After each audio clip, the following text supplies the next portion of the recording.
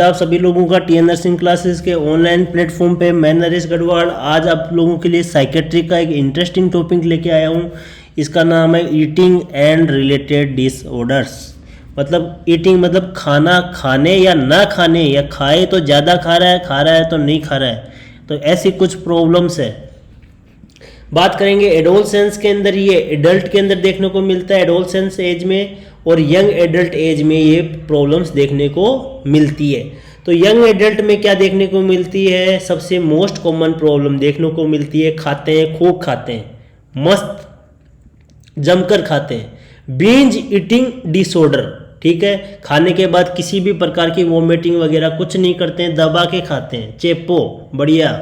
ठीक है, तो यंग एडल्ट के अंदर मोस्ट कॉमन होता है बिंज ईटिंग डिसऑर्डर। तो ये तो क्या नॉर्मल चीज़ है, इसमें पेशेंट के कुछ नहीं होता है, नॉर्मल ग्रोथ करता है। तो ये देखो इसकी हाइट बढ़ गई है।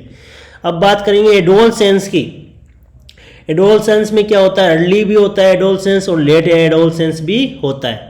और ये ईटिंग प्रॉब्लम्स ज़्यादातर किस में है? ये इसमें से भी एक प्रॉब्लम अर्ली जो हो रहा है एनोरेक्सिया नर्वोसा, ये फीमेल्स में ज़्यादा होता है, ये मोस्ट डेंजरियस होता है एनोरेक्सिया नर्वोसा। एक प्रॉब्लम लेट एडोलसेंस में देखने को मिलती है, ये लेट एडोलसेंस है बुलेमिया नर्वोसा। तो एनोरेक्सिया नर्वोसा और बुलेमिया नर्वोसा से आज आप और हम वह इंपॉर्टेंट चीज़ें पढ़ने वाले हैं जो आपके एग्जाम में पूछी जाती हैं, पूछी जाएंगी, पूछी जा चुकी है। तो सबसे पहले अपन पढ़ने वाले हैं एनोरेक्सिया नर्वोसा। तो एनोरेक्सिया नर्वोसा, एनोरेक्सिया का मतलब क्या होता है दोस्तों?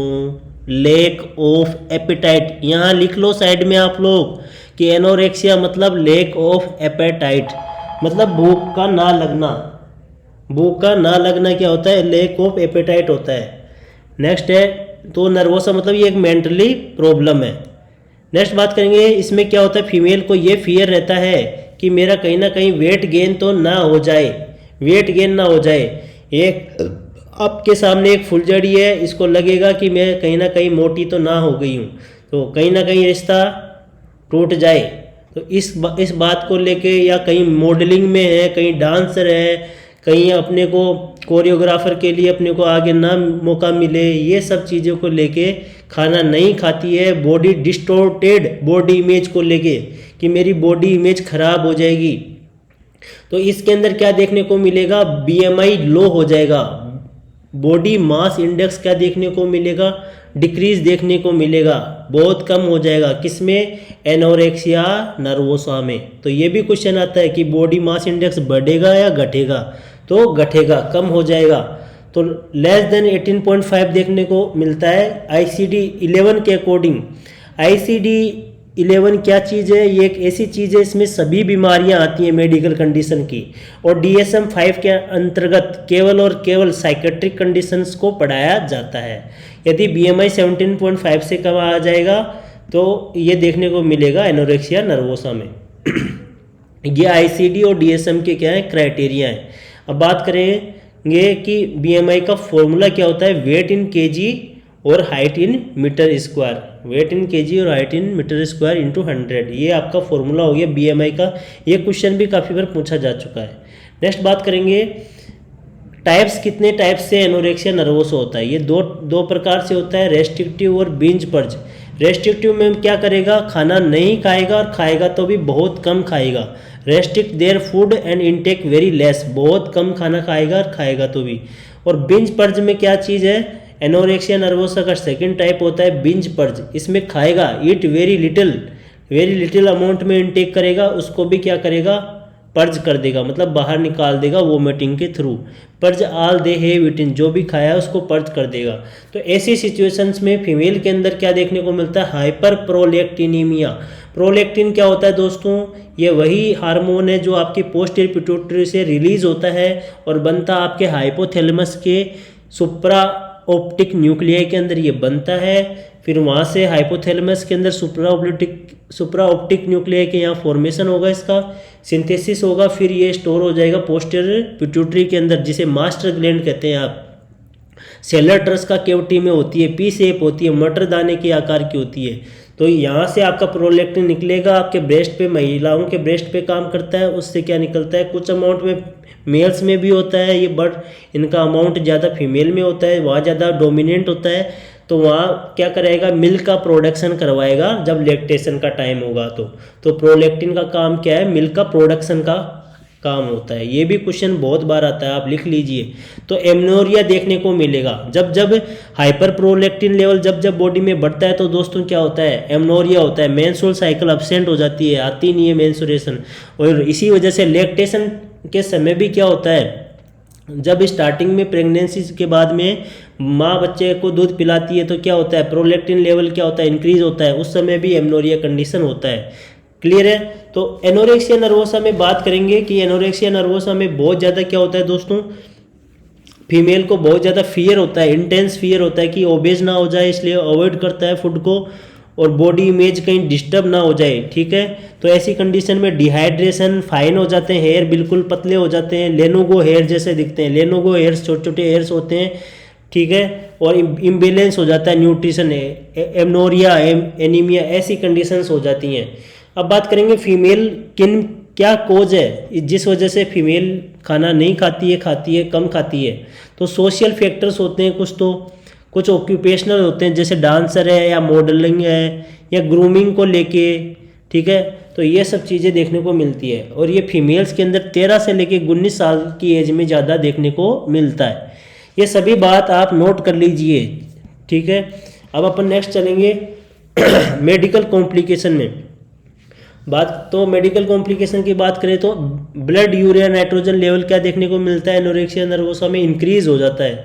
नॉर्मल होता है 10 से 20 mg/dl। तो नॉर्मल आपको क्राइटेरिया याद होने चाहिए। लिपिड प्रोफाइल भी इंक्रीज देखने को मिलता है। नॉर्मल लिपिड प्रोफाइल ये होती है दोस्तों, कोलेस्ट्रॉल, HDL, LDL और ट्राइग्लिसराइड। कोलेस्ट्रॉल कितना होना चाहिए, लेस देन 200 होना चाहिए। HDL मोर देन 50 होना चाहिए। LDL लेस देन 100 होना चाहिए, और ट्राइग्लिसराइड लेस देन 150 होना चाहिए। ये नॉर्मल है। ये नॉर्मल से क्वेश्चन भी आपके क्वेश्चन काफ़ी बार पूछा गया है कि कोलेस्ट्रॉल लेवल नॉर्मल कितना होता है, 200। गुड कोलेस्ट्रॉल किसे कहते हैं, HDL को। बैड कोलेस्ट्रॉल किसे कहते हैं, LDL को। ट्राइग्लिसराइड कितने से कम होना चाहिए, 150 से कम होना चाहिए। नेक्स्ट बात करें, अगर ये सब इंक्रीज हो जाते हैं तो कार्डियोवैस्कुलर प्रॉब्लम ज़्यादा देखने को मिलती है। अब बात करेंगे लीवर एंजाइम्स और SGOT, SGPT, जो लीवर की प्रॉब्लम्स में लीवर की ये क्या है, लीवर्स के एंजाइम्स हैं, ये इंक्रीज देखने को मिलेंगे। नेक्स्ट है डिस इलेक्ट्रोलाइटीमिया। इलेक्ट्रोलाइट क्या हो जाएंगे, इम्बेलेंस हो जाएंगे। मेटाबॉलिक एल्कलोसिस देखने को मिलेगा। एल्कलोसिस मतलब क्या होता है, एल्कलोसिस मतलब आपका pH 7 से नीचे कम होता है एसिडोसिस, और 7.45 से ऊपर हो तो एल्कलोसिस। तो 7.45 से ऊपर तो आपका pH हो जाएगा। और मेटाबॉलिक के लिए किस चीज़ को देखते हैं अपन, बाइकार्बोनेट। तो बाइकार्बोनेट लेवल इंक्रीज मिलेंगे। ठीक है, बढ़े हुए मिलेंगे बाइकार्बोनेट लेवल।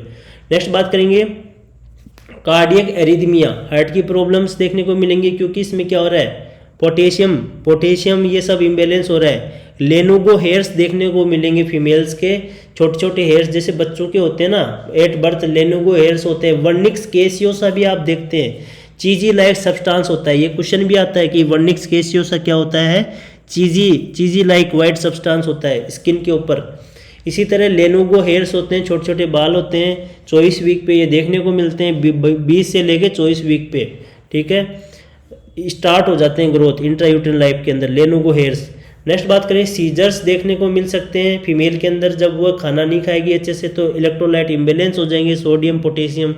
और ब्लीडिंग टेंडेंसी भी देखने को मिलेगी, क्योंकि जब खाना ही नहीं खाएंगे तो ब्लड कहाँ से बनेगा, ब्लड नहीं बनेगा तो उसके अंदर ब्लड क्लोटिंग फैक्टर्स नहीं आएंगे, प्लेटिलेट नहीं बनेंगी, तो ब्लीडिंग टेंडेंसी भी देखने को मिलेगी। तो इस वजह से आपको ये अच्छे से पढ़ लेना है कि एनोरेक्सिया नर्वोसा में कौन सी चीज़ इंक्रीज हो रही है, कौन सी एबनॉर्मलिटीज़ देखने को मिल रही है। नेक्स्ट बात करते हैं, आपने एक चीज़ अभी अपन ने पढ़ी कि बुलिमिया नर्वोसा, करेक्ट। अभी अपने एनोरेक्सिया नर्वोसा पढ़ लिया, ये एनोरेक्सिया नर्वोसा हो चुका है आपका यहाँ पे, क्लियर है दोस्तों। एनोरेक्सिया नर्वोसा हो चुका है, अब बुलिमिया नर्वोसा अपन पढ़ेंगे। तो एनोरेक्सिया नर्वोसा को क्या टीच करना चाहिए हमेशा। एनोरेक्सिया नर्वोसा वाला पेशेंट क्या करता है दोस्तों, इसके अंदर 10% रिस्क सुसाइड के भी होते हैं, 10% रिस्क सुसाइड के भी होते हैं। जो एनोरेक्सिया नर्वोसा की फीमेल होती हैं, इनको ऐसे पेशेंट को आप नर्स से एज ए नर्स क्या सलाह देंगे? तो आपको बताना है कि डायूटिक्स, लैक्सेटिव्स, एनिमास ये सब नहीं लेना है, इनके साइड इफेक्ट होते हैं।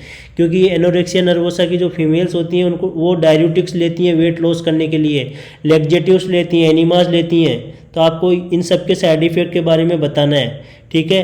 और ऑब्जर्व करना है पेशेंट को, कहीं खाना खाने के बाद वो वोमिट तो नहीं करिए, पर्ज तो नहीं करिए, कम से कम 3 घंटे तक, 3 आवर्स तक आपको अपनी निगरानी में रखना है खाना खाने के बाद में। और क्या करना है आपको, पेशेंट को ऐसे पॉजिटिव रखना है कि रियल बॉडी इमेज को लेके पॉजिटिव रहें। और क्या करना है आपको, ज़्यादा वेट गेन, वेट लॉस के बारे में पेशेंट के साथ डिस्कस नहीं करना है, ठीक है, डिस्कस नहीं करना है ज़्यादा। और पेशेंट की रेगुलरली जो कार्डिक प्रॉब्लम है, एबनॉर्मलिटी, उनको ऑब्जर्व करके रखना है, क्योंकि इसमें पोटेशियम इम्बैलेंस हो जाता है। क्योंकि ये इसके अंदर मैंने बताया कि इलेक्ट्रोलाइट डिसइलेक्ट्रोलाइटीमिया हो गया है, पोटेशियम इम्बैलेंस हो जाता है, तो इस वजह से कार्डियक एबनॉर्मलिटी को लिमिट पेशेंट एक्टिविटी भी करना है, पेशेंट को ज़्यादा एक्टिविटीज़ नहीं करवानी है, ठीक है, क्योंकि ज़्यादा एक्टिविटी करेगा क्योंकि वैसे ये खा नहीं रहा है। तो एनोरेक्सिया नर्वोसा में ये सब चीज़ें ध्यान रखनी होती है नर्स को। नेक्स्ट बात करते हैं बुलिमिया नर्वोसा। एक तो बुलिमिया नर्वोसा अपन ने पढ़ा कि ये लेट एडोलसेंस में देखने को मिलता है, एक बिंज ईटिंग डिसऑर्डर देखने को मिलता है यंग एडल्ट में। तो इन दोनों के अंदर कॉमन वर्ड आता है बिंज। क्या आता है? बिंज। खाता दोनों में बहुत ज़्यादा है, बिंज ईटिंग डिसऑर्डर वाला भी ज़्यादा खा रहा है, बुलिमिया नर्वोसा वाला भी खा रहा है। बट बुलिमिया नर्वोसा वाला क्या कर रहा है? As a compensatory mechanism. Bulimia nervosa वाले के अंदर बीएमआई नॉर्मल भी देखने को मिल सकता है, इंक्रीज भी देखने को मिल सकता है, कम भी हो सकता है, नॉर्मल ज़्यादा भी हो सकता है, क्योंकि इसमें खा रहा है ज़्यादा है, और या फिर नॉर्मल रह सकता है। इसमें जब खा लेता है, जब कोई भी चाहे मेल हो चाहे फीमेल हो, वह खूब सारा उसने खा लिया, खाने के बाद क्या होगा, अब उसका जो स्टोमक है वो डिस्टेंड हो जाएगा, पेट दर्द करने लग जाएगा। तो वो क्या करेगा? कंपनसेटरी मैकेनिज्म अपनाएगा, पर्ज करेगा। पर्ज मतलब बाहर निकालेगा जो खाया है, या तो वोमिटिंग के थ्रू, इंड्यूस वोमिटिंग करेगा, या फिर परगेटिव या लैक्सेटिव या स्टूल के थ्रू पास आउट कर देगा, ठीक है। तो इसको पर्ज कहते हैं, या वोमिटिंग या स्टूल के थ्रू परगेटिव्स और लैक्सेटिव्स के माध्यम से वो इन जो भी खाना खाया है उसको बाहर निकाल दे बॉडी से। नेक्स्ट है बिंज ईटिंग डिसऑर्डर। इसमें क्या होता है? केवल इंसान खाएगा, पर्ज नहीं करेगा, ठीक है, वोमिटिंग और परगेटिव लैक्सेटिव ये सब नहीं लेगा। क्लियर है? तो बीएमआई क्या होना है? इंक्रीज होना है। तो बींज का मतलब क्या होता है? ये देखो मैंने लिखा है साइड में, बींज मतलब बी मतलब बियॉन्ड इलनेस, बी मतलब बियॉन्ड इलनेस, आई मतलब आइसोलेशन, अलग रह के खाता है चुपचाप। नॉट हंग्री, जब पेशेंट को भूख नहीं लग रही है फिर भी खा रहा है। और गिल्टी, खा के गिल्टी करता है, ठीक कि इतना खा लिया, मोटा हो गया। फिर ईटिंग रेपिडली, बहुत जल्दी खाता है। तो बींज मतलब आपको याद रखना है खूब खाता है, खाने का काम, बींज ईटिंग डिसऑर्डर, ठूस के खाता है। नेक्स्ट बात करेंगे कि बुलिमिया नर्वोसा के अंदर कौन कौन से साइन या सिंड्रोम देखने को मिलते हैं। तो Russell sign, RUSSELL, Russell sign देखने को मिलता है दोस्तों, क्योंकि बुलिमिया नर्वोसा वाला क्या करता है? पेशेंट पर्ज कर रहा है, अपनी फिंगर्स को क्या कर रहा है? अपने माउथ में इंसर्ट करके, ये जो नक्कल्स हैं यहाँ पे लेजेंस हो जाते हैं, बार बार वोमिटिंग इंड्यूस करता है, फिंगर्स को माउथ के अंदर इंसर्ट करके गैग रिफ्लेक्स प्रोड्यूस करता है, जिससे क्या होगा? लेजेंस हो जाएंगे बार। ये नक्कल्स हैं, यहाँ पे देखो लेजेंस हो चुके हैं। तो स्किन लेजेंस हो गए, डोर्सल एस्पेक्ट ऑफ हैंड के डोर्सल एस्पेक्ट है, ये डोर्सल एस्पेक्ट है, यहाँ पे हो चुके हैं, क्योंकि as they induce vomiting frequently, बार वोमिटिंग करवा रहा है बुलिमिया नर्वोसा वाला, एज ए कंपनसेटरी मैकेनिज्म। इस वजह से वहाँ पे नकल्स के यहाँ पे लेजेंस हो जाते हैं, इसे हम रसेल साइन कहते हैं दोस्तों। क्या कहते हैं? Russell sign. नेक्स्ट है Mallory Weiss syndrome. Mallory Weiss syndrome क्या होता है? ये आपकी ईसोफेगस है, नीचे स्टोमक और नीचे आ जाएगी इंटेस्टाइन, स्मॉल इंटेस्टाइन। तो ईसोफेगस के जो लोअर पार्ट है यहाँ पे क्या होता है दोस्तों? लोअर ईसोफेगल टीयर हो जाता है, मतलब यहाँ कट लग जाते हैं, क्योंकि पेशेंट क्या कर रहा है? बार वोमिटिंग कर रहा है। बार वोमिटिंग करने से यहाँ पे क्या इंजरी हो जाएगी लोअर ईसोफेगस में, due to patient inducing vomit frequently, ठीक है। तो बार वोमिटिंग करने से क्या होता है? घाव हो जाते हैं, लोअर ईसोफेगल टीयर हो जाता है। तो उसे क्या बोलते हैं दोस्तों? मेलोरी वीज सिंड्रोम कहते हैं। नॉर्मल वर्ड है मेलोरी वीज सिंड्रोम। क्या है? Lower oesophageal tear. नेक्स्ट है चिपमंक फेस देखने को मिलता है कि ये बुलिमिया नर्वोसा है, इसके अंदर कैसा फेस देखने को मिलता है, चिपमंक फेस। चिपमंक कैसा होता है, बंदर जैसा फेस होता है ना। इसमें क्या होता है, पैरोटिड ग्लैंड स्वेलिंग हो जाती है, बार बार वोमिटिंग करने से जो आपकी पैरोटिड ग्लैंड है, सबसे बड़ी ग्लैंड यही है पैरोटिड ग्लैंड, ठीक है। जो सलेवरी ग्लैंड्स होती हैं उनमें से सबसे बड़ी ग्लैंड जो लार बनाती है उनमें से सबसे बड़ी ग्लैंड पैरोटिड ग्लैंड ही होती है दोस्तों। तो कोई भी इन्फ्लामेशन हो जाता है अपने माउथ के यहाँ पे या कोई भी ऐसी एक्टिविटी, तो उस वजह से स्वेलिंग देखने को मिलती है। तो चिपमंक फेस देखने को मिलता है बुलिमिया नर्वोसा में, मेलोरी वी सिंड्रोम देखने को मिलता है, रसल साइन देखने को मिलता है। नेक्स्ट बात करेंगे, एक क्वेश्चनरी अपन पढ़ते हैं, जैसे कि आप एल्कोहल कंडीशन पढ़ेंगे, एल्कोहलिज्म सब्सटेंस एब्यूज डिसऑर्डर, तो उसके अंदर आप पढ़ते हैं केज क्वेश्चनरी, ठीक है, CAGE आप पढ़ते हैं, केज, कट डाउन, एनोइड, ये सब, गिल्ट, आई ओपनर। तो अब यहाँ पे एस्कोफ क्वेश्चनरी है, इसी तरह क्वेश्चंस पूछते हैं जो मेडिकल डॉक्टर, साइकेट्रिक डॉक्टर होते हैं, साइकेट्रिक नर्स होती हैं, जो एनोरेक्सिया नर्वोसा, बुलिमिया नर्वोसा वाले पेशेंट से क्वेश्चनिंग करती हैं, इस तरह से क्वेश्चनिंग करती हैं, जिसकी न्यूमोनिक है SCOFF। तो एस का मतलब क्या होता है, सिक फीलिंग। हम पूछेंगे उनसे, do they feel sick after eating. आप एज ए नर्स होने के नाते, नर्सिंग ऑफिसर होने के नाते साइकेट्रिक वार्ड में काम कर रहे हैं, आप पेशेंट से पूछेंगे आपके पास कैसे पेशेंट आए, एनोरेक्सिया और बुलिमिया नर्वोसा वाले, तो आप पूछेंगे कि खाना खाने के बाद क्या आप बीमार फील करते हैं। दूसरा क्वेश्चन आप पूछेंगे control, do they feel they have lost control over their eating habit, क्या आप अपनी खाने की आदतों पे अपना कंट्रोल खो चुके हैं।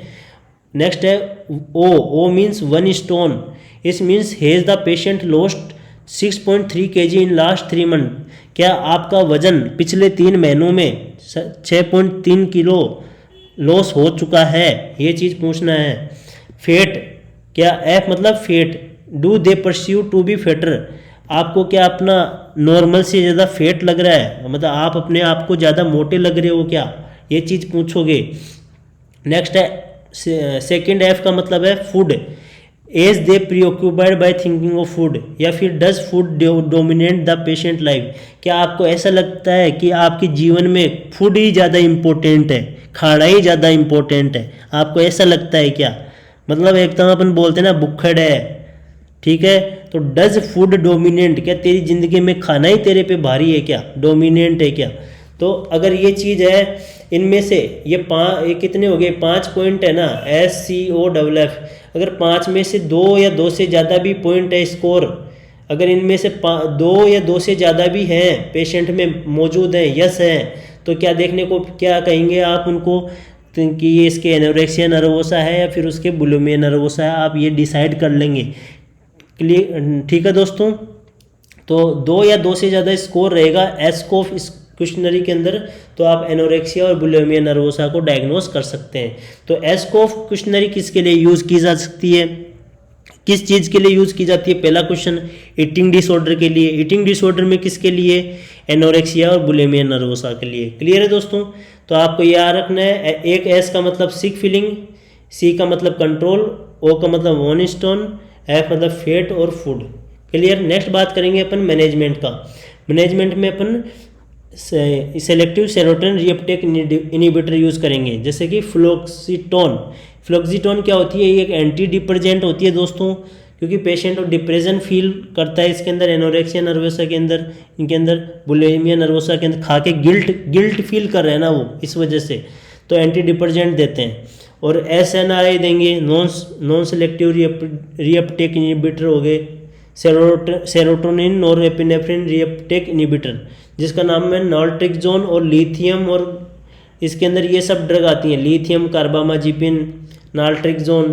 क्लियर है। लिथियम क्या एक एंटीमेनिक ड्रग भी है। कार्बामाजिपिन किस में यूज़ करते हैं, कार्बामाजिपिन माइस्थीनिया ग्रेविस में। नेक्स्ट है ओलेंजापिन। ओलेंजापिन एक एंटीसाइकोटिक एटिपिकल ड्रग है, तो ये एनोरेक्सिया नर्वोसा के अंदर अपन यूज़ करते हैं ताकि पेशेंट के अंदर वेट गेन कराए, टू इंक्रीज वेट गेन। मैंने यहाँ लिखा है ब्लैक में, to increase weight gain. Also positive effect on weight gain पे क्या है, पॉजिटिव इफेक्ट होता है। इसलिए ओलेंजापिन का क्या साइड इफेक्ट होता है कि ये ओबिसिटी करवाती है, तो एनोरेक्सिया नर्वोसा वाले को हम ओलेंजापिन देते हैं। नेक्स्ट है डाइट और कैलोरी पे ध्यान देना है पेशेंट को। ठीक है, क्योंकि उसके इलेक्ट्रोलाइट इम्बेलेंस हो सकता है, उस पेशेंट खा रहा नहीं है एनोरेक्सिया नर्वोसा वाला, उसमें सप्लीमेंटेशन देना है, थियामिन देना है उसको। अब इसके अंदर बात करेंगे, ये हो गया आपका मैनेजमेंट का, एनोरेक्सिया नर्वोसा, बुलिमिया नर्वोसा का। अब आप एक वर्ड पढ़ते हैं दोस्तों, पिका। पिका क्या होता है? यदि कोई बच्चा या फिर psychiatric patient non nutritive substance खा लेता है, नॉन न्यूट्रिटिव सब्सटेंस मतलब चौक, डस्टर, ब्रिक, ईंट, पत्थर, ये सब कंकर, ये सब खा लेता है, तो उसको हम क्या कहते हैं? Pica. Pica means non nutritive substance injection. अब ये कब मानेंगे? जब कोई पेशेंट 1 मंथ से ज़्यादा तक इंजेक्शन कर रहा हो नॉन न्यूट्रिटिव सब्सटेंस का, और ओल्डर देन 2 ईयर, और 2 साल से बड़ा है। कोई बच्चा 2 साल से बड़ा है और 1 महीने से ज़्यादा तक वो क्या कर रहा है? नॉन न्यूट्रिटिव सब्सटेंस खा रहा है, चौक खा रहा है, इरेजर खा रहा है, ब्रिक खा रहा है, आयरन फिलिंग खा रहा है, तो वो उसे क्या कहेंगे? पिका। पिका किस में देखने को मिलता है? इंटेलेक्चुअल चेंजेस, मतलब दिमाग की सोचने समझने के चेंज आ जाए। ऑटिज्म स्पेक्ट्रम, पेशेंट अकेला अकेला रहने लग जाए। एनीमिया हो, प्रेगनेंसी के टाइम क्या होता है, आपने देखा होगा, इस चौक वगैरह ज़्यादा खाती हैं प्रेगनेंसी के टाइम, जिसमें एनीमिया होता है वो भी खाता है। आपने ये सब कॉमनली कम्युनिटी में सुने हैं आम लोगों में कि इसके एनीमिया भी हो सकता है, प्रेगनेंसी में भी खाती हैं। ऑटिज्म, इंटेलेक्चुअल चेंजेस, तो ये इसे क्या कहते हैं? पिका कहते हैं कि इन कंडीशंस में नॉन न्यूट्रिटिव सब्सटेंस को इंजेक्शन करता है पेशेंट। नेक्स्ट बात करेंगे, आपके सामने कुछ क्वेश्चंस है दोस्तों ईटिंग डिसऑर्डर से रिलेटेड, कि एन ईटिंग डिसऑर्डर है इन विच बिंज ईटिंग, बहुत ज़्यादा खा रहा है, इज फॉलोड बाय डिप्रेशन। उन पेशेंट के उसके बाद क्या होता है? खाने के बाद डिप्रेशन होता है, उसको गिल्ट फील होता है कि यार मैंने क्या इतना सारा खा लिया, और सेल्फ इंड्यूस्ड वोमिटिंग भी करता है, पर्जिंग करता है। तो ये चीज़ किस में देखने को मिलती है दोस्तों? किस में देखने को मिलती है? आपने पढ़ा है भी, तो आप बैक करके एक बार देख सकते हैं। तो anorexia nervosa, bulimia nervosa, dyspepsia, binge eating disorder किस में देखने को मिलेगा? Right answer is yes, B is correct answer. Bulimia nervosa में क्या करता है? पर्ज करता है, जबकि एनोरेक्सिया नर्वोसा में नहीं करता है, पर्ज नहीं करता है। ठीक है, इतना पर्ज नहीं करता है एनोरेक्सिया नर्वोसा में। बुलिमिया नर्वोसा में पर्ज ज़्यादा करता है। ठीक है, नेक्स्ट है psychological eating disorder in which there is intense fear of becoming obese. भाई इनमें से 4 प्रॉब्लम में से ऐसी कौन सी प्रॉब्लम है जिनमें दिमागी रूप से पेशेंट ऐसा सोचता है खाने से लेके कि मैं खाऊंगा तो बहुत ज़्यादा मोटा हो जाऊंगा? ये एम्स रायपुर में पूछा गया है, क्वेश्चन है 2019 में, 18-19 में, कि इसको क्या कहेंगे? खाऊंगा तो मोटा हो जाऊंगा। तो इसका आंसर क्या होगा दोस्तों? Right answer is C, anorexia nervosa. Anorexia nervosa में पेशेंट खाता नहीं है क्योंकि उसको लगता है कि मैं मोटा हो जाऊंगा। नेक्स्ट है, यदि किसी पेशेंट को क्रेविंग होती है एंड ईटिंग किसकी? नॉन ईडेबल सब्सटेंस, जिन चीज़ों को नहीं खाना चाहिए उन चीज़ों को खाने की कोशिश करता है, जैसे कि चौक, मड, कीचड़, पत्थर, उसको क्या कहेंगे दोस्तों? क्या बुलिमिया बोलेंगे, क्या पिका बोलेंगे, क्या मैनरिज्म या वर्बिग्रेशन? तो राइट आंसर इज बी, पिका। देखो मैनरिज्म और वर्बिग्रेशन क्या है? ये किसके डिसऑर्डर है? एक्टिविटी, किसके? एक्टिविटी डिसऑर्डर है। मैनरिज्म में मूवमेंट करता है, एक ही मूवमेंट रिपीट करता है, और वर्बिग्रेशन में क्या करता है? एक ही चीज़ बार बार बोलता है, ठीक है ना, ठीक है ना, ठीक है ना, ठीक है ना, इस तरह से। तो right answer is B. Next आपके सामने एक वर्ड लिखा हुआ है रीफीडिंग सिंड्रोम। रीफीडिंग सिंड्रोम क्या होता है दोस्तों? ये देख लीजिए आप, रीफीडिंग सिंड्रोम। तो रीफीडिंग का मतलब क्या है? जब जैसे ही पेशेंट एनोरेक्सिया नर्वोसा वाला आया आपके पास में, तो आप क्या करेंगे? उसको खाना खिलाएंगे, और वो क्या करेगा? खूब सारा खा लेगा। चलो आप उस पर नज़र रख रहे हैं और आप उसको अच्छे से खाना खिलाने लग जाओगे, मतलब आप उसको फीडिंग करा रहे हो, रीफीडिंग करवा रहे हो। तो एकदम से ज़्यादा खाने की वजह से भी सिंड्रोम हो जाता है, मतलब साइन सिम्टम देखने को मिलते हैं।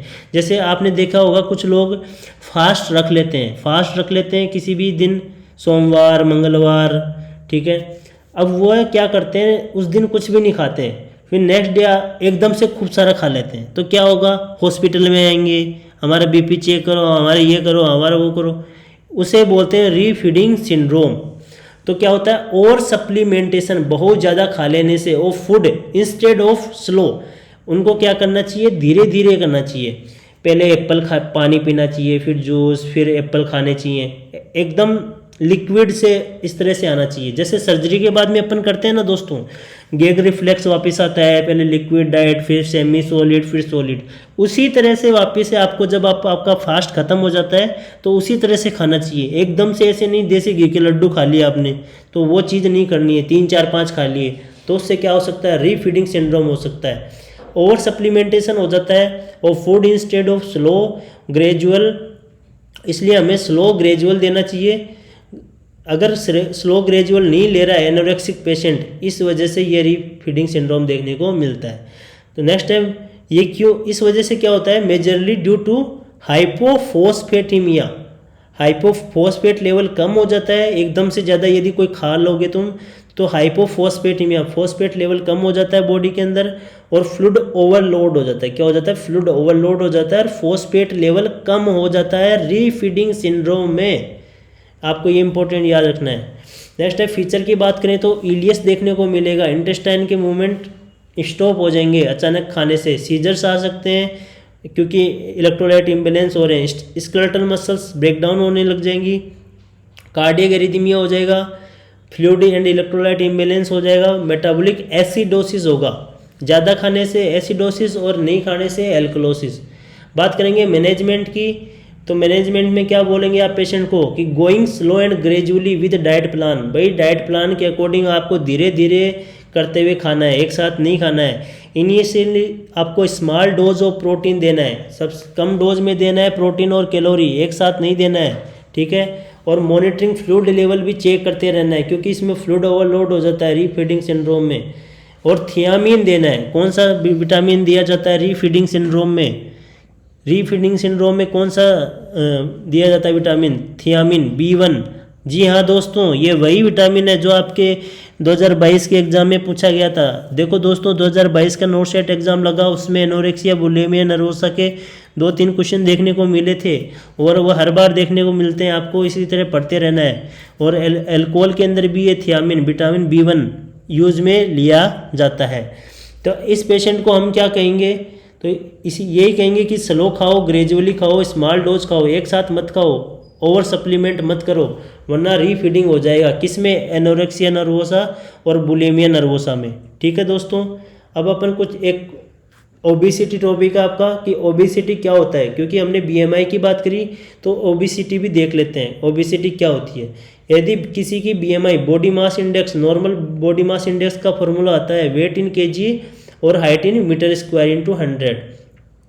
तो नॉर्मल BMI कितना होना चाहिए, 18.5 से लेके 25 तक नॉर्मल BMI होना चाहिए, इसे नॉर्मल BMI कहते हैं। ये क्वेश्चन भी आपके प्रीवियस CHO एग्जाम्स में, एम्स एग्जाम्स में काफ़ी बार आया है कि नॉर्मल BMI कितना होता है। तो 18 से 25 नॉर्मल BMI होता है, मतलब इसके बीच में यदि ये तो फिट है आदमी, यदि 25 से ज़्यादा हो जाएगा तो उसे ओवरवेट कहेंगे। क्या कहेंगे, ओवरवेट। और 30 से यदि ज़्यादा किसका BMI है, देखो 30 में 0 आ रहा है तो इस 0 को आप वही समझना कि ओबेसिटी हो जाती है, क्लियर है। और 18 से कम हो जाएगा तो अंडरवेट हो जाएगा। तो इस वजह से फिजिकल चेंजेस देखने को मिलेंगे, पेशेंट की फिजिकल आपको दिख जाएंगे क्या क्या हो रहा है, मोटे मोटे चिक्स हो रहे हैं, फेट तोंद निकल रही है, ठीक है, उससे चला नहीं जा रहा, भागा नहीं जा रहा, एक्टिविटी नहीं की जा रही है। और साइकोलॉजिकल प्रॉब्लम्स भी उसमें देखने को मिलेगी क्योंकि हम पढ़ रहे हैं साइकेट्रिक, तो उसमें बॉडी इमेज इश्यूज हो जाएंगे, उसको अपनी बॉडी को लेके डिप्रेशन रहेगा, सेल्फ एस्टीम इश्यूज हो जाएंगे, खुद का आत्मविश्वास कम हो जाएगा पेशेंट का, डिप्रेशन हो जाएगा, मूड डिसऑर्डर्स हो जाएंगे उसके। तो ये सारे साइकेट्रिक कंडीशन हो जाते हैं, इसलिए अपना BMI दोस्तों मेंटेन रखना है 18 से 25 के बीच में। नेक्स्ट है कौन सी मेडिकेशंस है जो कि ओबेसिटी को कम करेंगी। तो यदि किसी की ओबेसिटी हो जाती है, मतलब BMI 30 से ज़्यादा हो जाता है, तो ओरली स्टेट लोरकासिरिन, बुप्रीपियोन प्लस नाल्ट्रिक्सोन, ये सभी की सभी ऐसी मेडिसिन है जो कि ओबेसिटी को कम करती हैं। क्लियर है दोस्तों। अब आपके सामने एक क्वेश्चन है, क्विज है आपके सामने, देख लीजिए क्या कह रहा है क्वेश्चन। ए पेशेंट है विद एनोरेक्सिया नर्वोसा, मतलब एनोरेक्सिया नर्वोसा किस में देखने को मिलता है, फीमेल में, 13 से 19 साल वाली फीमेल में देखने को मिलता है, जो मॉडलिंग करती है, डांसिंग करती है, उसमें उसको ये रहता है कि मैं मोटी नहीं हो जाऊँ खाऊंगी तो show sign of malnutrition, बिल्कुल माल न्यूट्रिशन के साइन देखने को मिलेंगे। ड्यूरिंग इनिशियल रीफीडिंग, अब आपने क्या किया, उसको अच्छे से खिला दिया आते ही। The nurse carefully assess the client patient for, carefully किस चीज़ के लिए पेशेंट को असेस करेगी नर्स, उसके अंदर क्या चीज़ हो सकती है रीफीडिंग सिंड्रोम वाले में, क्योंकि ये और सप्लीमेंटेशन कर रहा है दोस्तों, बहुत ज़्यादा एक साथ खा लेगा। आपने क्या किया था नर्सिंग मैनेजमेंट में, इसको बोला था कि स्लो खाना है, धीरे खाना है, एकदम से नहीं खाना है, एकदम से खाओगे तो चोक हो जाओगे। तो हाइपर, क्या इसके अंदर हाइपर कैलेमिया होगा, क्या इसमें हाइपोग्लाइसीमिया होगा, क्या हाइपर कैल्सीमिया होगा, या हाइपोफोस्फेटीमिया। तो आपका राइट आंसर देख लीजिए, अपनी क्लास रीड कर लीजिए पीछे कि रीफीडिंग सिंड्रोम में क्या करवाया गया आपको, कि इसमें हाइपोफोस्फेटीमिया देखने को मिलता है यदि पेशेंट एनोरेक्सिया नर्वोसा वाला अचानक खा लेगा। क्लियर है दोस्तों। तो इसी तरह से आप अपनी जो भी प्रिपरेशन है उसको लिख के पढ़िए, नोट्स बनाइए अच्छे से। आपने obesity, pica, scope questionnaire, bulimia nervosa के अंदर Russell sign, Mallory Weiss syndrome, chipmunk face हो गया, ये सब आपने पढ़ा। बींज ईटिंग डिसऑर्डर पढ़ा, बुलिमिया नर्वोसा पढ़ा, एनोरेक्सिया नर्वोसा आपने रीड किया, अच्छे से पढ़ा। तो इसी तरह आप अपना पढ़ते रहो। बेस्ट ऑफ लक सभी एग्ज़ाम्स के लिए जो भी आप तैयारी कर रहे हैं। अपने चैनल पे जो भी नए हैं तो बेल आइकन और सब्सक्राइब वाले जो आपके साइड में राइट साइड में उसको प्रेस करना ना भूलें, और लाइक शेयर सब्सक्राइब ज़रूर करें। Thank you. जय हिंद।